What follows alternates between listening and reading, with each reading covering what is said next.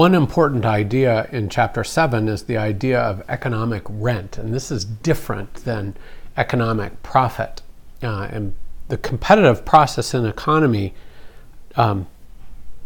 competes away economic profit to zero.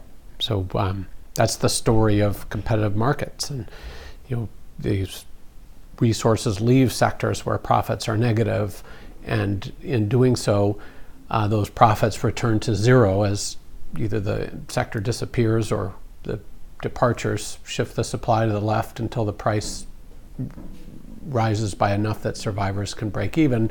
If there are sectors in the economy where the prices are much higher than the economic costs of producing the goods, there's profits in the short run, but that sends the signal, hey, look, over in this sector, there's big profits to be had, or another way to put it is there's consumers really value the output at much less than it costs anybody to produce it. Well, the resources are going to flood to that sector, and in so doing, shift the supply curve to the right, prices fall. And when does that process stop? Only when profits are down to zero. Well, rent works differently in the sense that rents accrue to some special factor that is unique, and the returns to that uniqueness can't be dissipated away. The easiest way, I think, to explain this is to think about an actor, like even a mediocre actor like Bruce Willis. He's got a certain charm.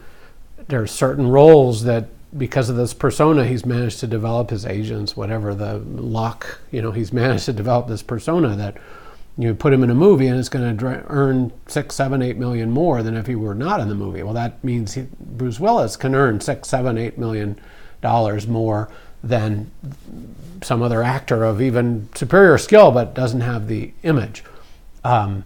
If producers tried to underpay Bruce Willis, other movie makers would say, hey, come in my movie, and my movie will be the one earning the extra money. And that process continues until Bruce Willis gets all the money that's associated with his special charms, whatever they may be. And then he earns a lot of money, and nobody else is going to compete that away. And same can be said of super productive land.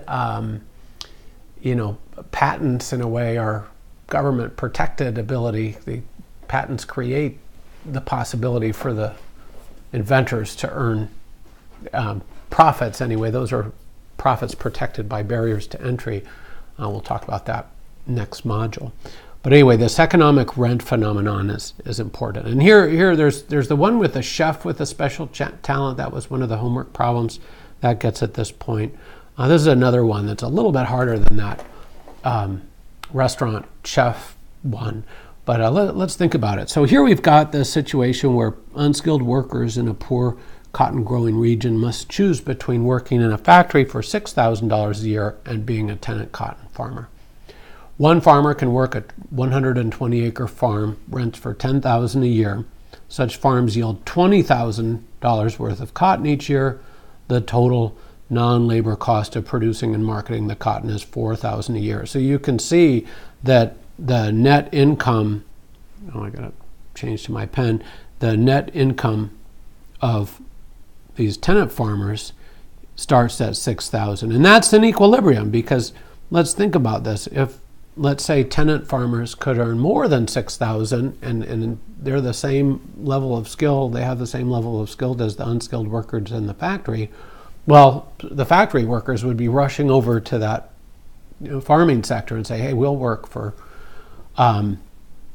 we'll pay you a little more rent for the opportunity to make those gains. When would that process stop? Only when the rents on the farmland had risen to where the earnings in one job or the other are the same. So, but there's this politician who comes along and says working people come first. And, nothing to argue there. That seems a reasonable goal. So this politician promises that if she is elected, her administration is going to fund this fertilizer, irrigation, and marketing scheme, and it's going to boost cotton yields on tenant farms at no charge to tenant farmers. And this is going to make the tenant farmers rich. Well, let's think about that. The market price of cotton would be unaffected by this policy, and no new jobs would be created in the cotton growing industry. How would the project affect the incomes of tenant farmers in the short run? So this is the initial income is $6,000. Well, in the very short run, the moment after this, let's say it was unanticipated, because if it had been anticipated, the rents would have been started to bid up in advance. But let's say this is just a surprise program, got through Congress. Hard to imagine with the current inability of Congress to do anything. Let's say this sails right through. So the yield would be changed by this program, right? Yields are tripled at no cost to the farmers. So their net income is $60,000 minus their $10,000 rents minus the $4,000, missed a zero there, minus the $4,000 to market the product. So their income would be $46,000 in the moment after this program. But let's think about the long run. What about the long run? Well, in the long run, those unskilled factory workers, and there's no new jobs in this sector by assumption. Where is that? And no new jobs would be created. Anyway, so there's a limited number of spots for tenant farmers, and some of those factory workers say, hey, we're stuck over here making factory products, whatever they do in the factory, and over there are people that dropped out of high school with us are making 46,000 tons more. Well, let's go to the landowners and say, hey, rent the land to me, and I'll pay you more than 10,000. And let's say I'll pay you 20,000. Well, then the earnings would be 36,000 for that tenant farmer. Well, 36,000 is still more than 6,000. So somebody stuck over working in the factory would say, hey, I'll pay you 30,000 for the chance to rent. Well, now its income's down to 20. Anyway, this process would continue until the rent of the land is bid up to where factory workers have no incentive to bid up the rent anymore because they're doing just as well as tenant farmers. What that means is that in the long run, the net income for these tenant farmers is going to be back down to $6,000. I mean, there are ways to help the income of poor tenant farmers, but a program to boost the yields of land would not do it, because there would be rents created with that particular land. Those rents, the competitive process would not bid those rents away so much as the competitive process would cause the rents to accrue to the person or people that owned the factors that are producing that rent. Well, who are those? They're the landowners. So who would benefit in the long run? Landowners. And because the value of the land went up by $40,000 because of this program, landowners gain the full $40,000 in the long run.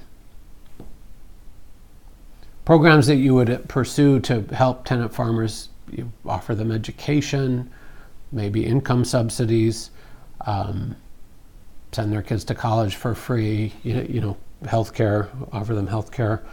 There's ways to help them and keep them engaged in the workforce, but if you're going to target the aid in a way that causes lands to earn these rents, the landowners are going to get the rents if it's a competitive process.